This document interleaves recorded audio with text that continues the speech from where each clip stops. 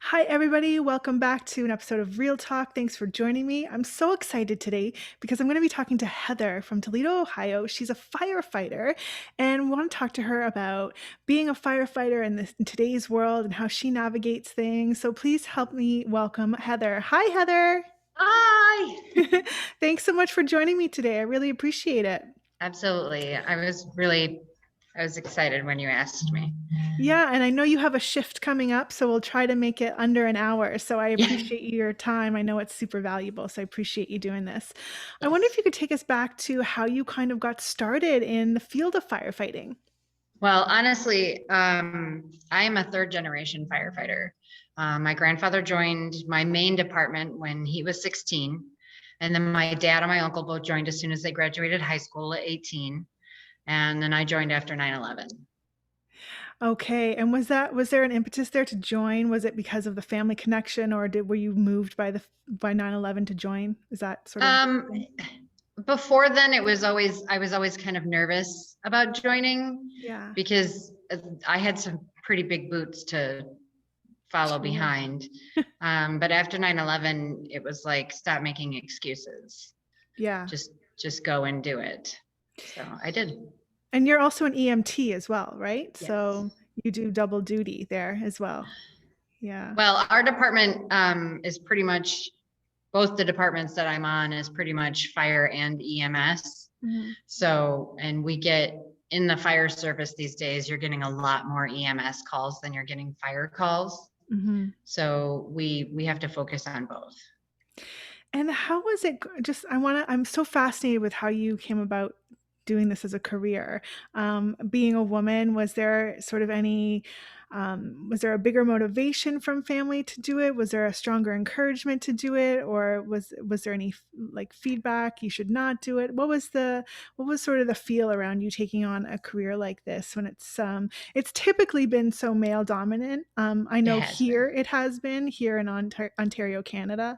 It has been typically male dominant, and we are seeing a few more female firefighters. But I'm wondering what your support system was like when you were going into it. Well, there have been women in the fire service for over 100 years.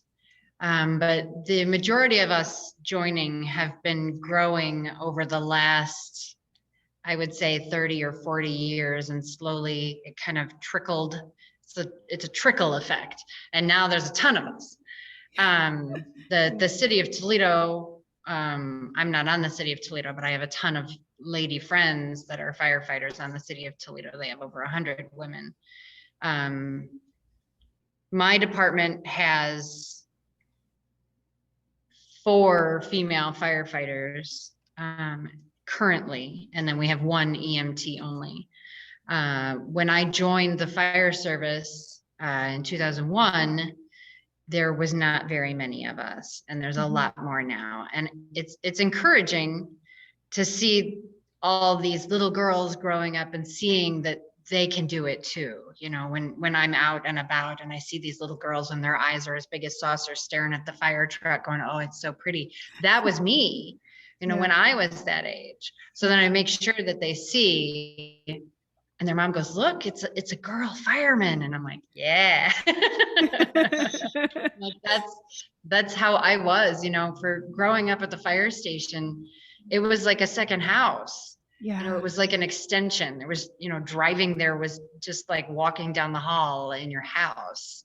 yeah. So it's a lot different for me than some people because I love it. I live it. It's been my whole life. Yeah, So absolutely, absolutely. amazing to me to see all these women. One of my best friends works for one of the busiest stations in the nation, and she's a firefighter paramedic. And I tell her all the time that when I grow up, I want to be just like her. Aw, that's so nice. She's awesome. How was the reception for you when you went into the field? You graduated your training and you started working. What was the reception like in terms of, I'm very big on not separating things in the real world by gender Yeah. roles, but I think it's important to discuss this because, as you said, there's not a lot of women. There are more, and there are increasingly more coming into this Yeah. industry. And so I think it's something that it's important not to ignore. So there is a conversation there, and I just am so fascinated with your take on it. It's been very interesting for me because I have had a ton of support. Like, I Yeah. know that there's women out there that have had no support Mhm. whatsoever. But for me, and it could be because a lot of the people that support me knew my grandpa and they knew my dad and they knew my uncle. Right. But I have had just, you know, I've had some incredible mentors, Yeah. loving men who cared about me as a person, treated me like family, took me under their wing and Mhm. said, I want you to be the best at this, and I'm going to show you how to do it. Oh. Men who said, that was a great job. I'm proud of you. Men Oh. who said, in their words, I love you. And it's, Mhm. this journey for me, I'm coming up on 20 years this year. Oh, And this congratulations. journey, I should have started it when I was 18 Mm. because I was a fool to wait until I was, older. I would have gone so much further than I can now. What does that But positive feedback mean for you? Not just as a woman, but as a teammate. What does that mean for you? when I hear them say, that they thought I did a good job, it makes me really proud because, the one of my primary focuses is to make my grandfather proud of me. He Mm. was my hero. He and my father encompass everything that I know about the fire service and about the brotherhood and about family, and everything about my life has to do with that fire department. And when I do something and they say, that was a good job, way to go, I'm like, man, I wish he was here to see it. Oh, yeah, absolutely. It's so great that you have that lineage too, just with the family. Just even if you didn't go into this career, just having so many people involved in the same career, the Yeah, stories that you must have heard growing up, and that there's some good camaraderie, ones. and and now that you're a part of it, you can relate to it in a different way. Yeah, definitely. Yeah. So take Yeah. us through a typical day of a firefighter. Do you prefer firewoman, fireman, firefighter? What do you prefer? Does it Um, matter to you? I these don't know. days, they say the proper vernacular is firefighter. A lot of people try and say fire lady or firewoman, and I'm like, no, it's either Yeah. fireman. Like, I'm a third generation, so for me, it's either fireman or firefighter. Right. I Okay. think I think that whole fire lady vernacular is ridiculous. It just sounds silly to me. Right. So as a No, it's like firefighter, if you can't say fireman, which I'm perfectly okay with, and yeah. most of the ladies that I know are perfectly okay with being called a fireman, Yeah. say firefighter. Yeah. So, when we start shift, we all start at either 7 or 8 o'clock. Mhm. And it's either like some departments, it's only a 12-hour shift. Some departments, it's 24-hour shift. It just depends Mhm. on the department that you're on. My Yeah. main department, we actually do 8-hour shifts um, because we only have a need Monday through Friday, while our paid per call members are at their full-time jobs. Okay. So Yeah. we have a crew running Monday through Friday, a 2-man crew. So we go in and we have what we call rig truck checks or rig Mhm. checks. And we go through and we make sure that all the equipment's in the proper place and that we have enough supplies and that the rigs are fueled up and they're not filthy. And, there's air in the tires and oil in the oil pan, the whole 9 yards. So we go through all our rig checks, and that can take up to an hour depending on what the rig checks are. And, we have to make sure that all of our equipment on the fire engines is working properly and all of our equipment in EMS is working properly. Because if it's not, and then we go to a scene and it doesn't work, then that's an issue. Mhm. So, and then, we have daily duties, taking out the garbage and, sweeping the floors and things like that. And Yeah. we also have continuing education. I mean, I'm sure you have continuing education for your All the dang time. certifications. So for EMT and fire, we have continuing education as well. Mhm. And so we have the bonus for EMTs is that you can get your CEs online. Like you can go Yes. on Yep. and log Mhm. on and do a course online Mhm. and then take a test at the end. And then like, okay, you're good for another year, Yep.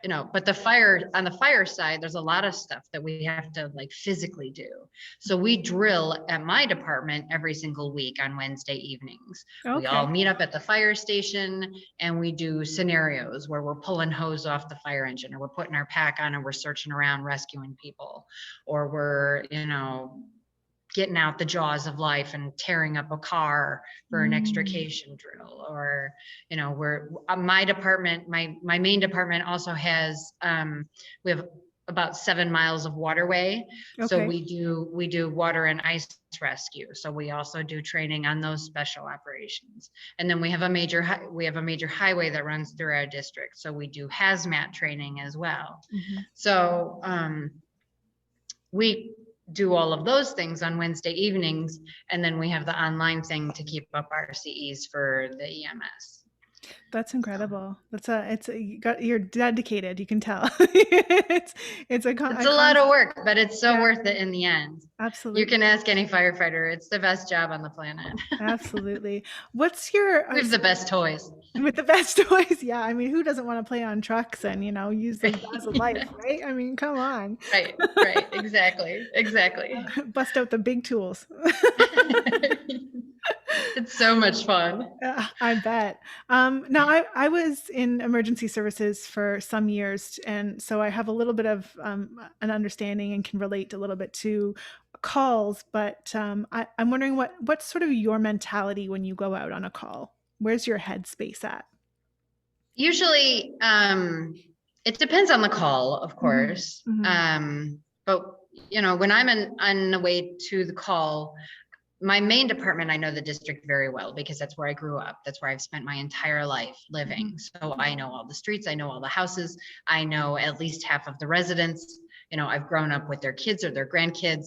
I Hmm. know all these people. Yeah. At my other department where I'm at tonight, it's my main department is 1 square mile. It's the tiniest township, I think, in the state. Okay. Whereas my second department is like 34 square miles. So I've been here since this summer. So I'm starting to learn the district, but they have 2 small towns in their district, and they have 3 major highways through their district, and they have a handful of truck stops and hotels Hmm. and farm equipment and Hmm. a lot of new things that I never experienced, except for when I was going to school for certain things. Hmm. So that's sort of been a learning curve for me to learn where places are at. So a lot of times I'm reading over the text in the dispatch, and it says, this person is having a seizure, or this person is unconscious, or this person has fallen and can't get up. So from all of the texts that we're receiving, I'm making a plan of action. Who's going to do these vitals, and who's going to take this information, and what do you think we're going to see? Have you ever been on this patient? What can we experience? Are we Hmm. going to need police on scene? Is it something volatile? Right. So these are all the things that we think about when we're on our way there, as sort of a pre-scene size up before Hmm. we even get to the location. And then as we pull up, we kind of look around and see what we have.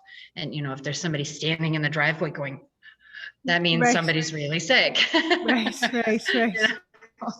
So it's just a matter of what it comes in dispatched as. And you know we know our jobs, we know what we have to do, and Hmm. we get in there and we knock it out. If the Yeah. patient is actually sick, then we take them to the hospital, and if they're not really that sick, then we say, well, do you want to go to the hospital? And if they say yes, then we take them to the hospital. So Do you have like a mantra or anything that you start your day with to sort of mentally prepare yourself for, um, you know, there can be very stressful times and some really big calls that are, emotional. Do you have a mantra that you set to say to yourself every day? I don't really start the day with like a mantra. um I'm in general a jovial person. Yeah, you are. I'm sure you've seen it. Yes, you I can attest. Heather is happy. Yeah, Happy Heather. yeah. So, when we have a particularly difficult situation, Mhm. there's been a lot more focus on firefighter health and wellness, Yes. especially over the last 10 years. We've been Mhm. boosting it. Yep. And so if it's a particularly difficult incident, we now have a thing in place these days, and it's a critical incident stress debriefing. Oh, yes, I would assume you do And briefing, yeah. that's after the incident, they set everybody down and they say, okay, how did it make you feel? Are you having trouble dealing with this? My township, both of my townships actually have EAP plans. If we're having trouble dealing with anything, we can call our EAP, Mhm. and they, set up a counselor for us, Mhm. and it's completely free for us Yeah. being employees of the township. They Yeah. pay for that. Absolutely. And So, sorry, I just want to interject if anyone's listening doesn't know what a EAP is, an oh, employee assistance program.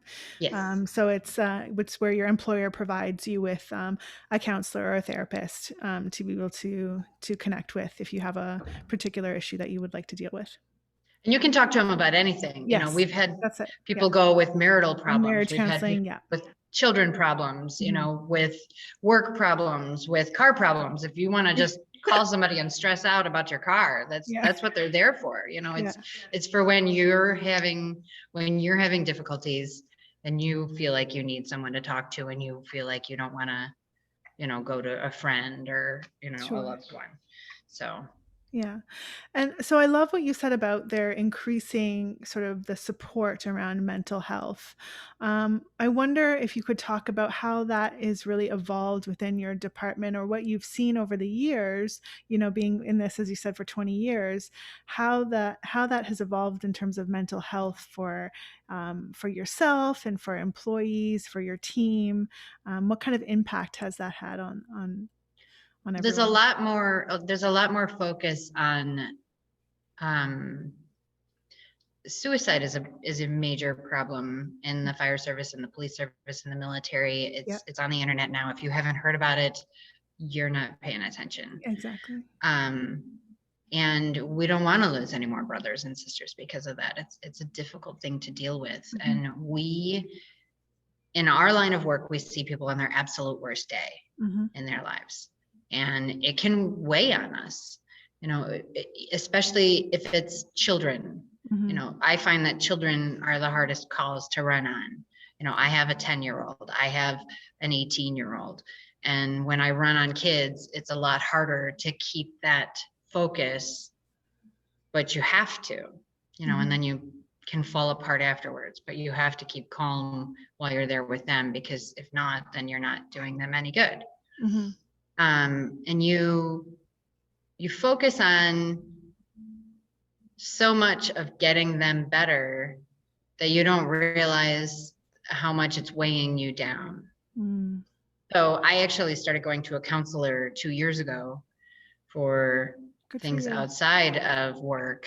And she ended up helping me on both sides of the coin, with work and with dealing with stress.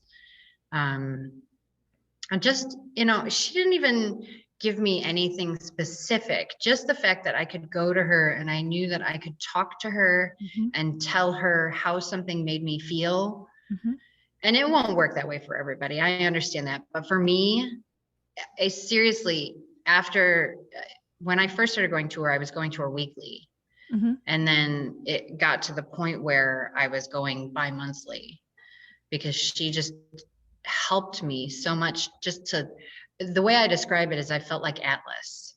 I Right. just had the world on my shoulders and I didn't know how to get it off. Yeah. And I literally felt lighter Mhm. after, seeing her and, talking about everything that needed to be talked about, like needed to be put out there, and how it made me feel. And, and having her clear out all those cobwebs. Yeah. Yeah, that's a great way to put it. Yeah, yeah. So there's less of that stigma nowadays, and it's just sort of, protecting your mental health and going for, a weekly chat, or, a monthly, check-in is just something, as normal now as going to the hairdressers. And we Right. need to keep it that way. We need to focus Right. on that. And I love that you shared that, just sort of kind of venting and getting stuff out, because Yeah. that's what I do at the clinic. That's what I do at Mindful Health. Is that's the space I wanted to offer people. It's just a safe space to talk about tough stuff, Right. and that's why we don't call them therapy sessions. We don't call them, all the technical stuff. It's not, you're not coming in a room and sitting on a couch and, diving, into your deepest Right. darkest Yeah. secrets on the first 5 minutes. I mean, Yeah. it's just, it's a welcome space. I call them talk sessions, and that's it. I mean, some people come and they don't want me to say anything. They just want to talk and they just want me to listen. And that's totally fine. And then some Right. people just want to unload and vent, and get some tools and some techniques to sort of navigate and deal with that. So that's phenomenal. I'm glad you're able to have that, and I'm glad it's so accessible for you. It was, and it was really tough. Like when I first started going, I went for probably 3 months, weekly Mhm. sessions, Yeah. because I was just so weighted down. Yeah. It Overwhelmed. was, it was a very difficult time for me. Mhm. But she, the first thing she said to me was, we may not mesh well. And I'm okay with that. There are other counselors that you can see if you're not comfortable with me. Mhm. And right then and there, I was like, oh my God, I love this woman. Yeah. Yeah. Absolutely. Because it's about building that and foundation. yeah, and that's a she's she's amazing. Yeah. So, and she helped me so much, and just talking to her calms me, Mhm. and it helps, and then when we have an incident at the station and we're all sitting around afterwards in the station, and we say, oh, well, this made me feel this way. And they say, oh, it made me feel like that too. It's better to be able to get that out there and have us all say, wow, I'm not a weirdo. Yeah. Well, and that's so important too, because we tend to avoid talking about things, but the truth is that a lot of us feel the same things and think the same things, and we're just, we're hesitant to say how we feel, and it's when we open up and we have that communication that we find the common threads between us and the things that connect us. And Exactly. and that kind of brings me to my next question, which is, you mentioned having the brotherhood and being a part of a team. And so I know sort of in the fire service, you have your regular shift mates, Mhm. like your same team crew, I guess you call it your crew. I say team. Yeah, most like full-time departments have specific crews. The two departments that I'm on, we just give our chiefs our availability, and then they schedule us according to who's available when. So I don't always have the same partners every time I have a shift. Oh, okay, So okay. Yeah, so typically most people have like the the crew that same they crew, work with, yeah. yeah. But how does that play into, building, and forming relationships and friendships for you while you're in sort of a work setting, like seeing the same people every day and connecting with, people that you see, often?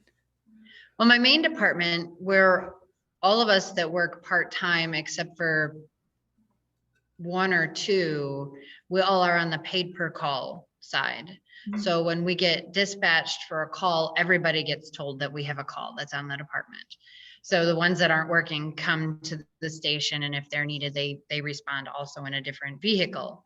And then all of us are there on Wednesday nights for drill. And then all of us are there to work fundraisers. And all of us are there when a kid has a party, because that's what you do. You invite everyone's kids to the party. So then we're all hanging out while the kids are all running around being crazy. Yeah. On my second department, I'm sort of a newbie coming in, so I'm starting to build relationships, but it's more with the people that I work with on shift. I'm here for 12 or 24, sometimes 36 hours. Wow. And I'm, with the same person for at least 12 to 24 hours. Yeah. So I'm, we talk, it's not like we don't talk to each other, Yeah. we're hanging out for 12 hours. It's Yeah. like, what else are we going to do except talk to each other? We go and we get food together, and we, Mhm. you know, go on all these runs together, and we say, oh man, that was an interesting one. Yeah. I had one this time, and then, oh, I did this at my department. And so we just start communicating. Oh, my kid did that the other day. Oh, my kid did that like 2 weeks ago. Are you kidding me? Yeah. So it's like, Yeah. it's just building friendships just like you would any other place. We just spend a little bit more time together than Yeah. normal. Just Absolutely. And so. so with mental health and mindfulness, like sleep is so important and nutrition is so important. I mean, you obviously get enough exercise in this career. You're moving around a lot all the time. Yeah. But with the shift work, how does that play in and how do you navigate and manage to stay sort of on your top mental game with the shift work? Because I know shift work, it wreaked havoc for me for sure. But when you're talking 12, 24, 36 hours, how do you maintain that mindfulness and that balance for yourself? Um, for us, we try and bring in, like, we try and make good choices. um, Early, I was at my main department earlier, and we had Bob Evans for lunch. Okay. So I got a salad, a chicken Mhm. salad. But then I had to have biscuits because, Well, Bob 'cause you Evans gotta have biscuits. biscuits. Got Yeah. to have those biscuits. Um, but I guess it depends on the day. I try and make good choices, but sometimes I just got to have some Taco Bell. Yeah. Taco Bell. Oh my gosh. Or there's quite a few fast food restaurants around my main department, and there's only like one around this department. So it's like, we could get pizza, or we can go to the store and pick up like food to make, or Yeah. there's a lot of TV dinners Okay. eaten. Yeah. Do you do a Because lot there's of only two coffee of us runs? here. There's only two of us on shift. So it's like tough to make like a full blown meal. Sure. Like my best friend's station, she's got 5 guys at her station. So they have like this whole meal, and they sit down at the table when they try and sit down at the table. Yeah. Because they really are quite busy. Really busy. Yeah. Um, so they sit down and they all eat together. We just eat whenever. So. Yeah. And so now outside of work, what are some of the rituals or the practices that you put in place for yourself in a personal aspect to get through life and navigate life and stay positive, and how do you do that? Well, funny. I always thought TikTok was stupid. I always told my teenager, that's dumb. Why are you on that? And then a friend of mine challenged me to the savage dance No. a year ago, just over a year ago. So I got on TikTok, and then of course was instantly addicted, just like the rest of us. Yep, And happens. I have found that um, I've made a lot of new friends Mhm. that reminded me who I was when I was younger. Oh, And I've started hiking more because I did that when I was a kid with my mom. I've picked up a paintbrush, which I haven't done in over 20 years, and started creating things again. Um, and I that's so just, great. it's, yeah, and then, COVID has been a nightmare for me because Yeah, I'm a very open person. I'm a very physical person. yeah. I'm a hugger, Mhm. and uh, everything shut down, and it was like, I'm gonna die. It feels like that sometimes, it right? was it was the worst. And so, Yeah. seeing people now, it's like my soul is so happy just to see somebody like in person. It's like I just leap for joy. Yeah. Yeah, that human But connection. Yeah. yeah, I downloaded an app on my phone that helps me find new trails, and I've been Oh, great. hiking more. And I took my daughter to a place here in Ohio called Hocking Hills that has amazing trails. And Oh, she's like, Mom, this is so great. I want to come back here. I'm like, I know. I can't wait to bring you back here.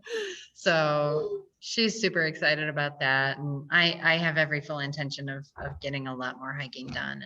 And, I traveled a lot with my mom when I was a kid. And so now I'm like, I need to do more of that. So the end of this month, I'm going to the beach. Oh, good for you. That's so awesome. And you mentioned your daughter. I'm wondering how having a career like this has sort of empowered you and to empower your daughter, if in any way.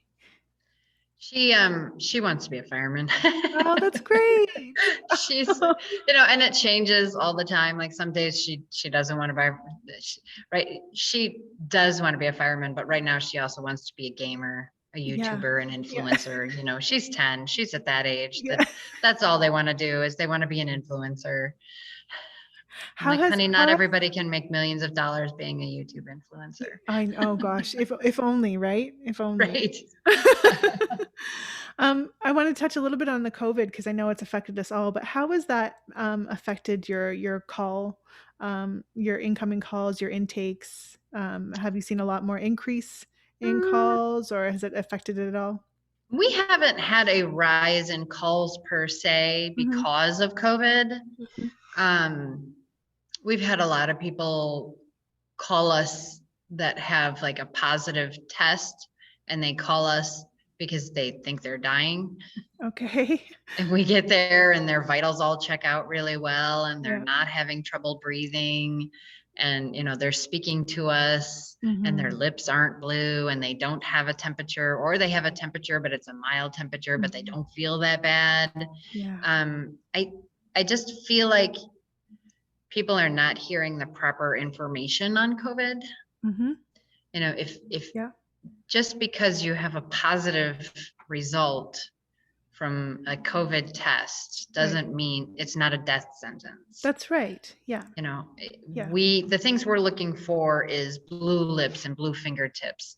If you Cyanotic. Yeah. if you can't breathe, Hmm. if I'm talking to you and you're responding to me and you're not really having an issue with it, you're not that sick. Yeah, and it is important to if know you're these symptoms are like the flu, right? Like people yeah, get the flu, people get, if the common yeah, cold, and that's like you said, there's a lot of misinformation, and yeah, that's not to negate the calls that are super serious and there are yeah, underlying issues that exacerbate, a positive test, but for the large majority, it's the flu. yeah. It's just a crappy, bad flu. I mean, my best friend that I've mentioned a couple times, she's had it twice. Yeah. She's still here, Yeah. working every day. It's just it's a bad, bad flu. Yeah, Stay hydrated, that's right. rest. Hmm. If you can't breathe like at all, Yeah. then go to the hospital. Otherwise, stay home because all you're going to do is spread it. Yeah. That's what we're trying to stop is the Yeah. spread. And that's normal, that would be So the same advice for the flu as well too. I mean, the if you have flu, a the flu or a cold, cold or whatever, you whatever. just stay home, you don't go outside. So, yeah, I mean, kind of Wash your hands. wash your hands. There's a novel idea. Keeping with sort of that common sense theme, I'm wondering, what is the greatest lesson you've learned being in this industry? Don't assume that senior citizens can't hear you.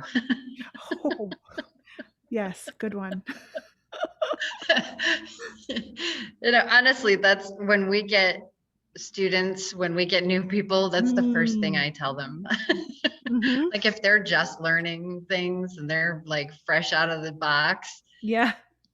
because they're senior citizens does not mean that they're hard of hearing. And you come into this and you start going on patients and here they are, they're old and they're, weak and frail. And you're like, hi. And they're like,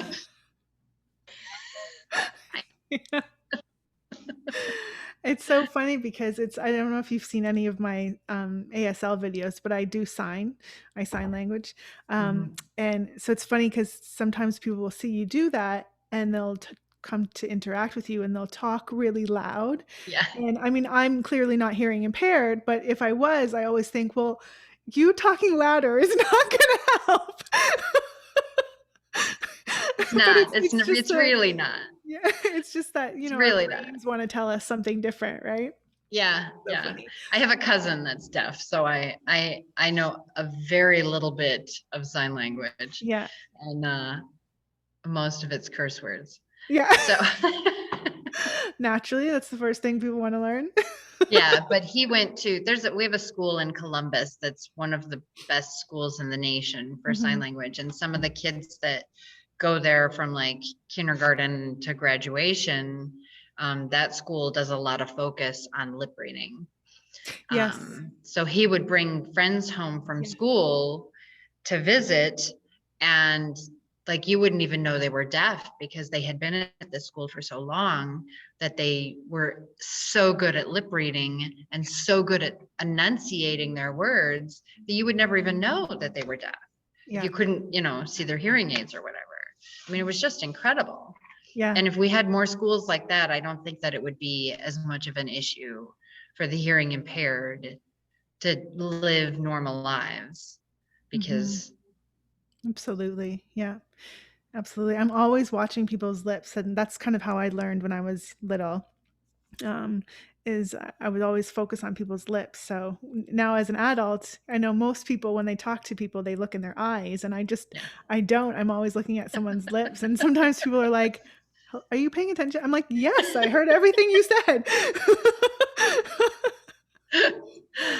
So I know your time is valuable and you have a shift coming up. So I Yep. just want to maybe go into the rapid fire Okay. portion of this interview, and I appreciate you so much for being here today. So I'm just going to I throw out appreciate some. you. Aw, thanks, Heather.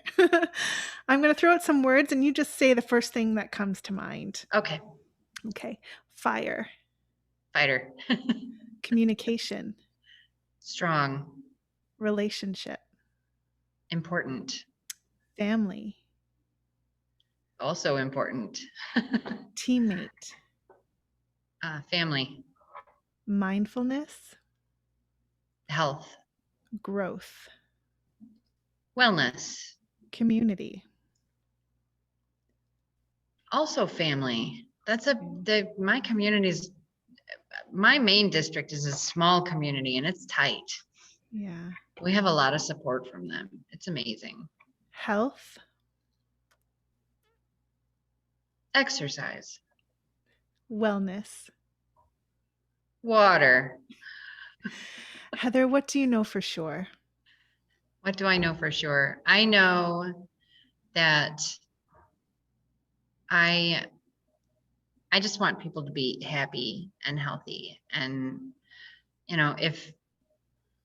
if you want to go and have a cheeseburger, go and have a cheeseburger. You don't It's not going to kill you to have one cheeseburger. If you are healthy and you take care of yourself and you know, I'm not as fit as I could be, but I'm happy. I Mhm. exercise because I want to keep my ticker strong, Yeah, not because I think I need to weigh 100 pounds. yeah, I exercise because I want to have a cookie, because yeah, I want to have that slice of pizza. yeah, But then I want to turn around and jump in my fire gear and go to a fire and not have a heart attack doing what I love. yeah. You know, I I want to have friendships that last a lifetime. There's people in my life that I've never met, thankfully, of TikTok that I love and I talk to on a daily basis. Mhm. And I want to cultivate those relationships because those people mean everything to me. And it's important. We need that in our lives. We really do. That's We so really beautiful. do. We really do. What's one piece of advice you can give to anybody who's listening today? Don't hesitate. Do Mhm. what you think you want to do because if you do it and you hate it, you're not out that much. But what if you love it? Yes. I love that. Yes. So Yes. true. I always say life is for living, and Yeah. that's a great example of that. Thanks. Yeah, absolutely. Heather, thank you so much for sharing Thank your you. story. I I really just love appreciate. you. Oh, we love you too. Ew. I really love it because it's, it's very inspiring to see women in this field and so strong and so It's balanced. exciting to me. Yeah, and I thank you so much for sharing your story for everybody listening, and, we'll get this up on YouTube and, on our YouTube station and on our podcast, Real Talk, and thank you for your honesty and your openness here today, and, do you wanna share your socials if anyone wants to connect with you? Do you wanna share how to connect with you? Well, I don't even have them off the top of my head. Well, you're um, on TikTok. I'm on TikTok. Is it firefighter dot mama? I think, yeah, firefighter dot mama 17, the number 17 Uh-huh, on TikTok. okay. And then my Instagram is has 1945, I think, or 1975, has under all lowercase HES is in Sam, S is in Sam, underscore 1975, 1975. Has Perfect. it's a nickname from So if childhood. any little girls or older girls are looking at you and they want some advice about getting into the field, they can connect with you and Do it. yeah, I know you'll have the best advice for them. Thanks so I'm much for in. joining me today, Heather. I really Thank appreciate you. it. I We'll appreciate you. we'll talk to you soon. Yep. Bye. Bye.